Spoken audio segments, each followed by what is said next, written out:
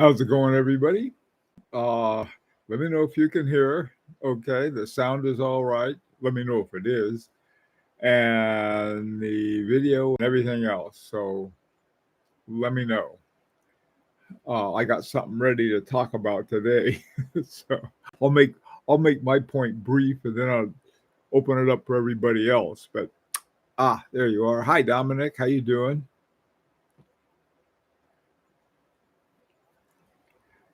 By the way, Dominic, my friend finished the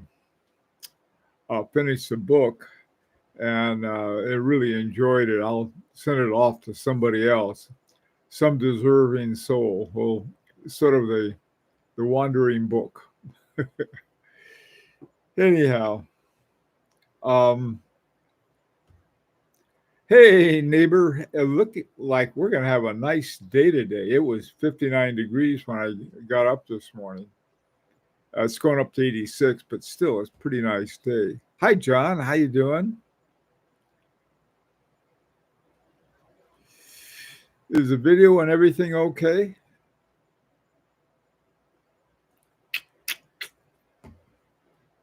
Can you guys hear all right? Everything working okay?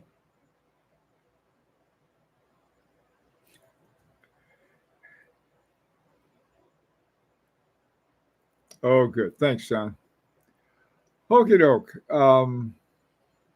Without further ado, let's get started.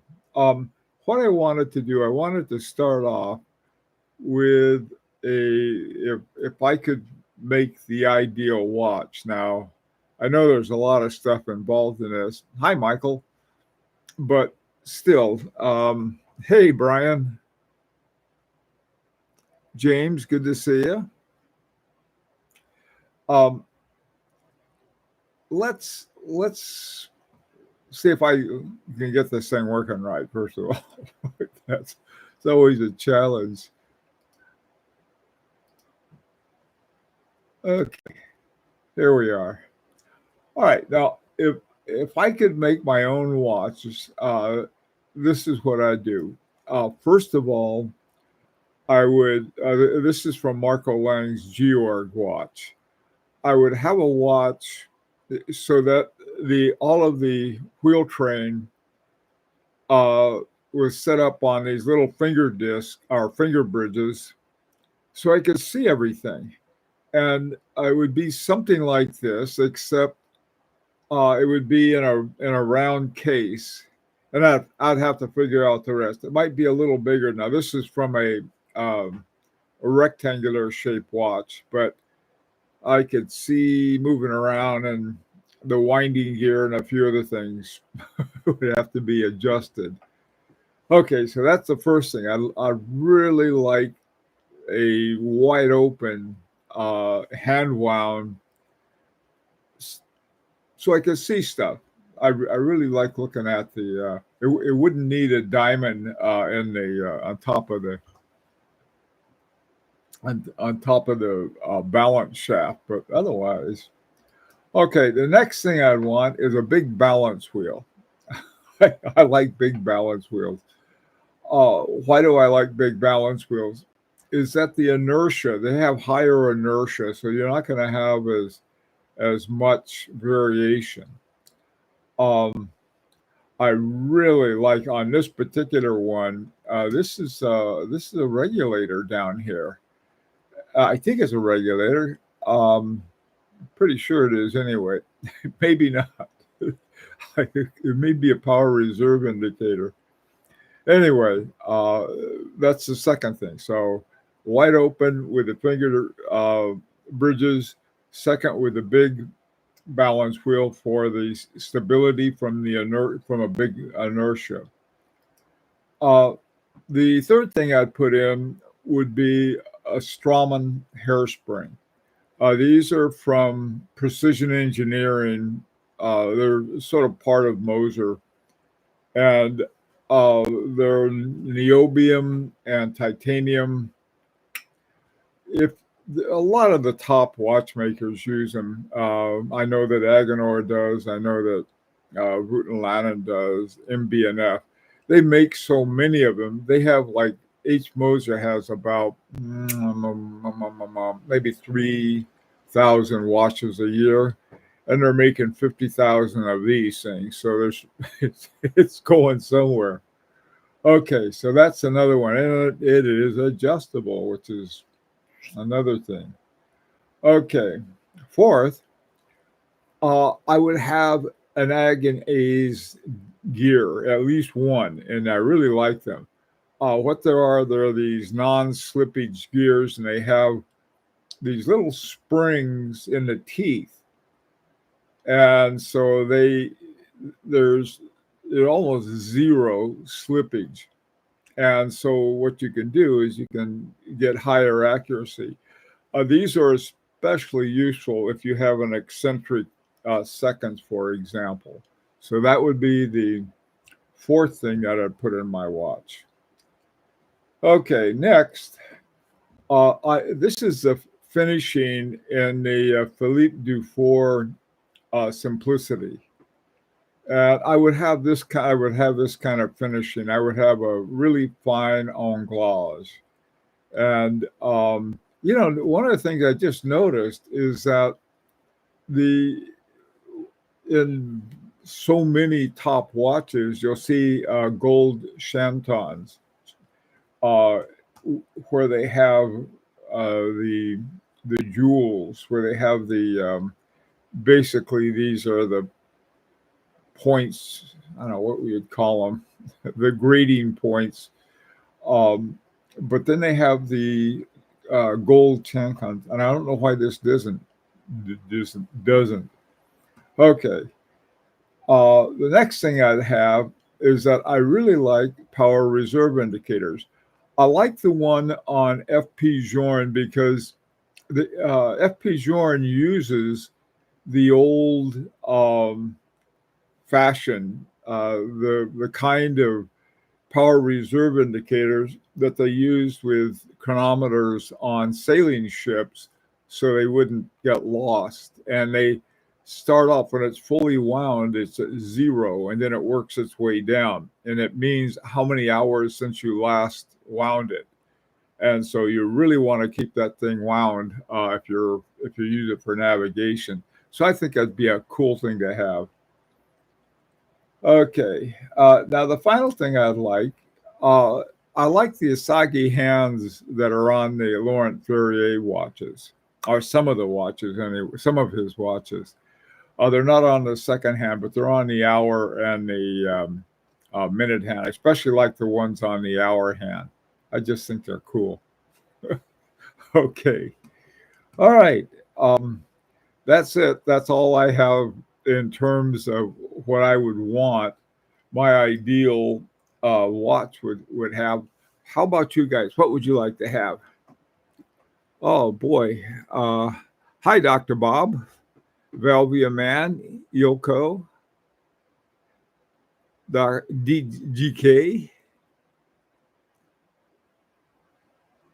No Biggie Sal. Hi, Patel. Dominic, let's see. Large balance is definitely a plus. I don't understand why they can't overlap with a micro rotor usually. You know something, Dominic? They probably can. I don't know if they. I think one of the points of having a micro rotor is to keep the watch thin. And if they had a balance that overlapped it, they might have to make it thicker. Maybe that's why.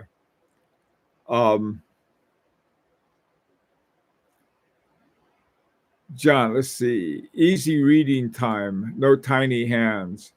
Hey, that's another thing. I think not only the size of the hands, but the background. If you have good contrast between the hands and the rest of it, I don't know how.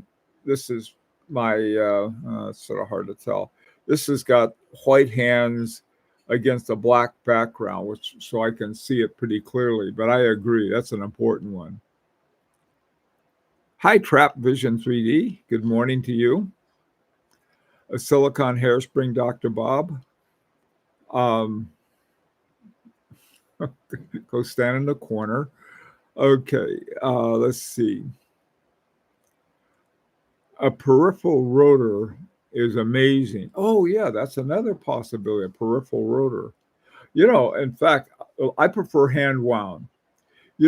As a matter of fact, what I would like would be a key wound, and then there would be no reason to have a keyless works to get in the way. You'd be real solid horology on that. Patel, would you agree that most of the interesting watches in the world these days come on leather straps? I don't know. That's a I put my Moritz Grossmann on a metal bracelet, but it came on a leather strap, came on a gator strap. I don't know. It seems that way to me, but I couldn't I couldn't make a judgment on that. Interesting question, though. It really is. Hi, GGK. Imagine a hybrid of the Omega Center Tourbillon, 1 Hertz slow turner, and the Monero peripheral rotor. Wow, that would be an interesting combination. Hi, Ashra. Dual barrel parallel. Oh, yeah, that would be great. Good point, Ashara.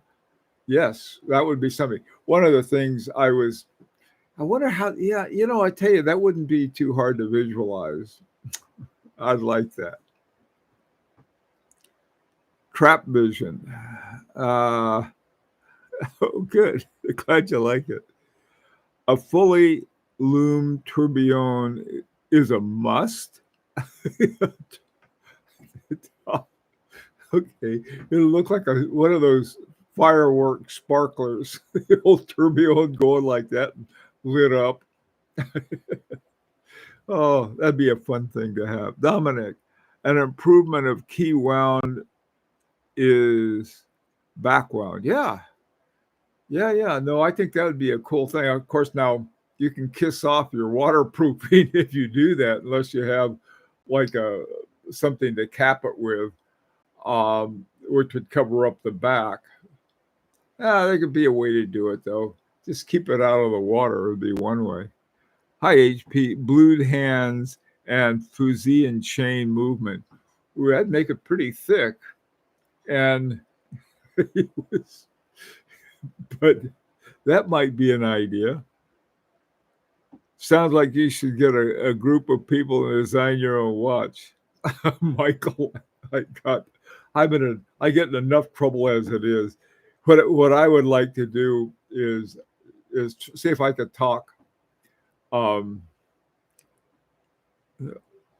Let's see. Yeah, I would talk Nicholas Vitarek and Daniela Dufour. Hey guys, do I have a deal for you?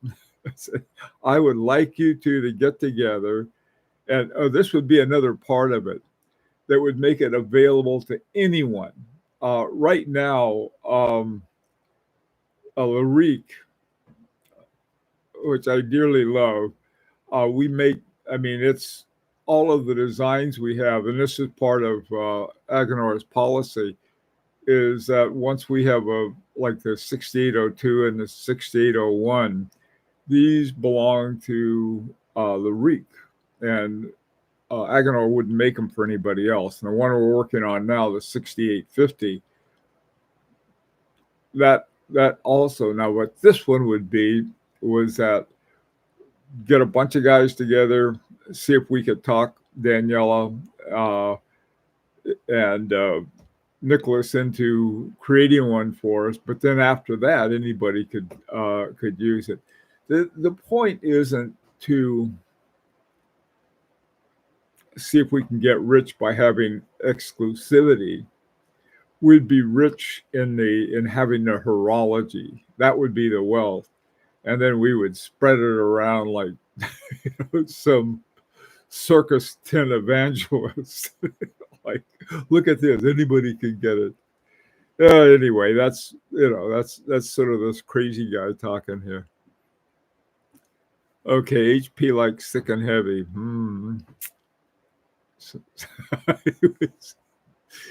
Oh, Patel, what do you like? If Lyrique was replaced on the dial with any watch brand, which one would you say would fit the design most?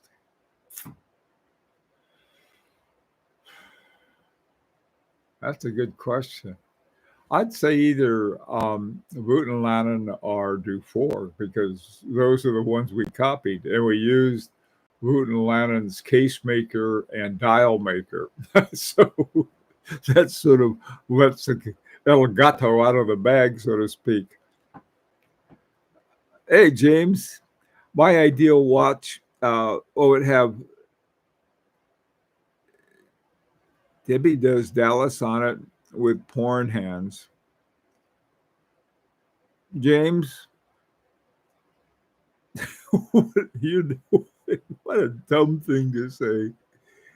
That has nothing to do with horology. You know better than that. Okay.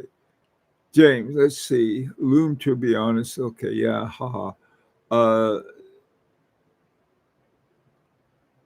okay, doke. Let's see. Wooten Lannon for me is the best bang per buck and the high end independence these days. Excellent timepieces and great watchmaker. Yeah, I tell you the guy who I like is Lederer, uh, Bernard Lederer, and I like him a lot. He's too H Moser. Now I know H Moser isn't quite as exclusive, but they have some really great stuff. Okay, Trap Vision. If your concept of making a timepiece which allows everyone in love with horology to enjoy, yeah, that's exactly right. Um, Patel, you should reach out to Bernard Lederer. Yeah, he's the guy I like. I've done a few streams with him, and he is very open to watch community. Agree with you. That'd be interesting. Robert, let's see. My older brother has won a Mickey Mouse watch for many years. Oh, this is it. That deserves an LOL. Okay, James O'Leary. I strongly feel if they made a limited edition of only 69 pieces, it would be a hit. Yeah, I bet it would. Dr. Bob's Nightmare. Should we make it in the retrograde or a crazy hour? Yeah, I like retrogrades somewhere in it. Um, the funny thing about retrogrades is that you can't really see them do the retrograde. They're really quick. On both my Chanel that has a wonderful retrograde, and also on the one that you can see the most is the 30-second retrograde that's on my Harry Winston Premier by retrograde. That one you can look at that thing and goes what like that. It's sort of fun. And I think on our new one on the Air Zulu, the second hand is going to be something like that. Sit there and watch it. Oh boy. Let's see. Hey Tim, how you doing, man?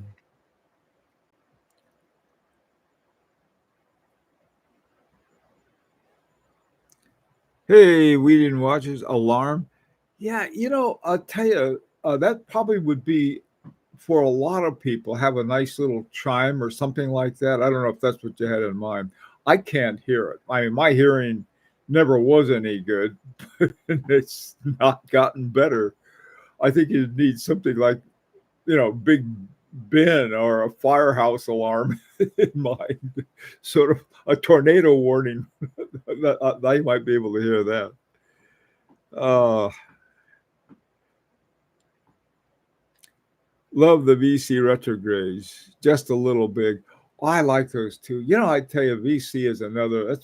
That's a brand I really like. They have this one series, and I'm trying to think of the name of it. It's like the early explorers, and the neatest watches, and they have a very, very interesting dial on those. I think they do include a retrograde. Hey, Robert, my favorite is the JLC Master Calendar in gold. That is nice. Hi, Joe Moriarty. Blues Diamond Kite Hands. Diamond Kite Hands. Small seconds. Race 3D looking indices. Ooh, I like that. Those sounds neat, Joe.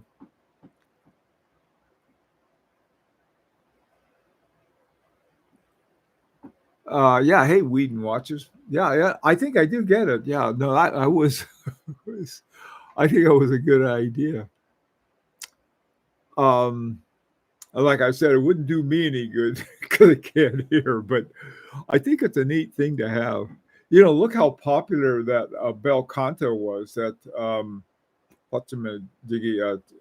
Christopher Ward had. Hi, Caesar. How you doing, man? Good to see you.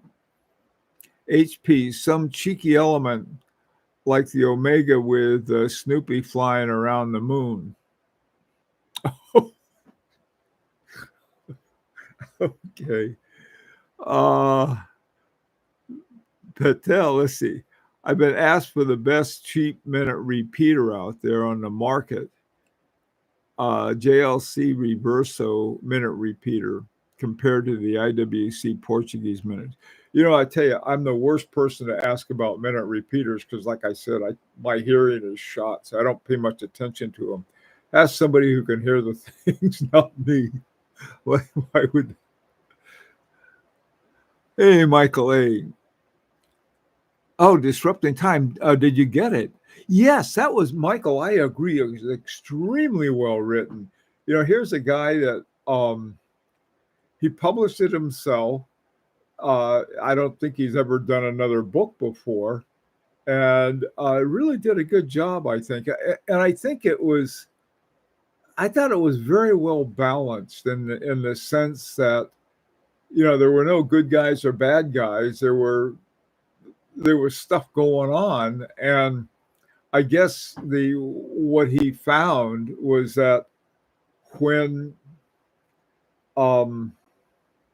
Waltham sort of, instead of doing innovation, they kept trying to make them cheaper and cheaper and cheaper, while the Swiss, who got the message, not only did they use a lot of the stuff that Waltham had in terms of their production, but they also integrated it in a way that worked with Swiss society at that time and started bringing in some more interesting watches. Yeah, no, that book was really an amazing book, and I am very thankful for Dominic. I'm going to send it to someone who wants to read it too.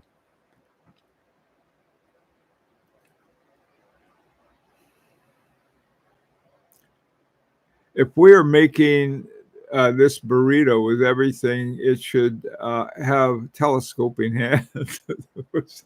Is that what it's become? No, yeah, all right. Burrito. I guess that might be telescoping hands. Man, do I love telescoping hands. Love the 6 o'clock stretch. Both hands are stretched out. And then there's a 9:15 crunch. Hey, Sammy, Simi Shama, good to see you. FP Jorn Chronomet Optimum is my dream. Mine too, Caesar. That's for a long time. That's been my dream watch. It has the Remontois without the tourbillon. Nothing against tourbillons. I just I can only handle one thing at a time. That would be something to add to it. Would be a Remontois. That would be a nice thing to add to the burrito. Put that into it with it. Hey, Kendall, how are you?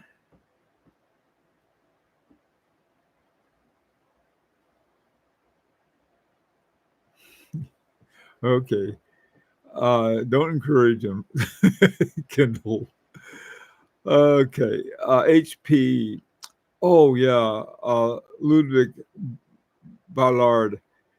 Yeah, his stuff is really interesting and very expensive. But this is what I would have is some kind of base, and then from the base they could make all different kinds of things, put all kinds of different adjustments on it. But those are the things that I'd have in a bass movement.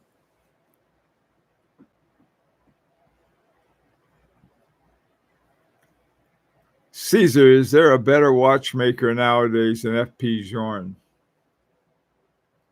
F.P. Journe doesn't think so. I don't know. You know who I like? I like the kids, these young guys that are doing stuff like the French one. Oh, God, I keep forgetting his name. Uh, the French kid. What's his name? Hang on. I'm bringing up some heavy stuff. Oh, rats. That was stupid. Hang on.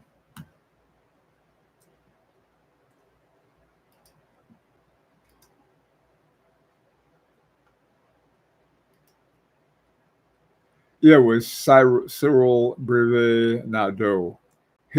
I like his approach. I mean, as a young, and then there are these two guys that are working. I think they're sort of more German Swiss. Forgot their name too, but I like the younger guys coming up because not only do they, I mean, are they like they're they're doing things like they probably actually have read um, George Daniels' book Watchmaker. I mean, like all of the watches he illustrates in that book are key wound, and he's very impatient with people who grumble about having key wound. What if I lose the key? So, well, if you lose the key, you shouldn't have a watch in the first place. He's really great. Hi, Rancher, how you doing? Uh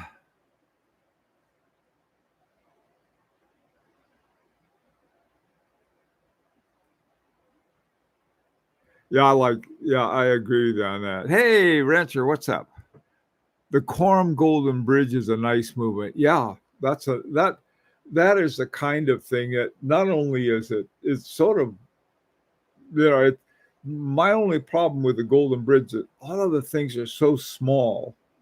So if you could have a Golden Bridge with some of the parts bigger, so I could see without.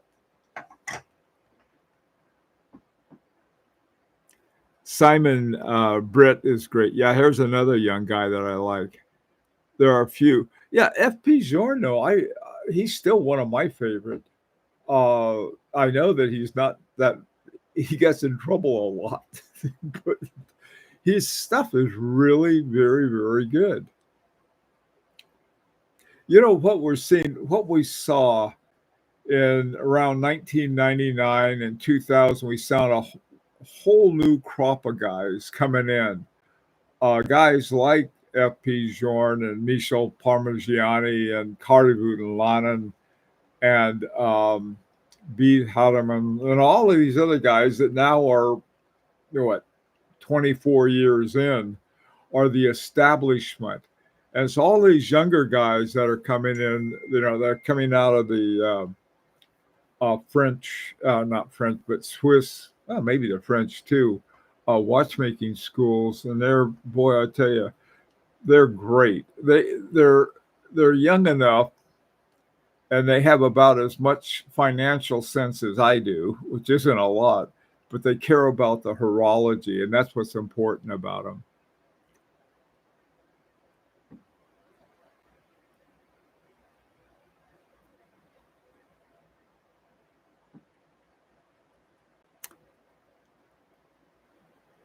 Okay. Hey, James.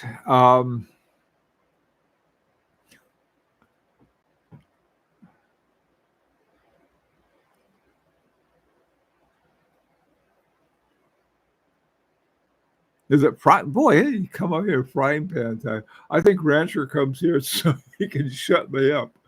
Thanks, Rancher. I will go and try to avoid trouble. When the dust settles, Tactical Frog will be the last watch band standing. Yeah, maybe that's it, James. The ding, by the way, was me giving him the alert on WA on WhatsApp. Oh, ah, again, I didn't hear the ding, but I guess you guys did. Anyway, hey, thanks a lot for coming this morning.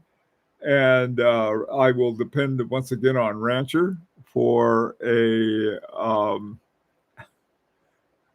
You had a rough night. Ooh, I want details about that too, Rancher. Got to hear what's going on. Anyway, guys, take care. Thanks for getting up. Some of you are already up. Be back at 4 o'clock New York time. See you then, I hope.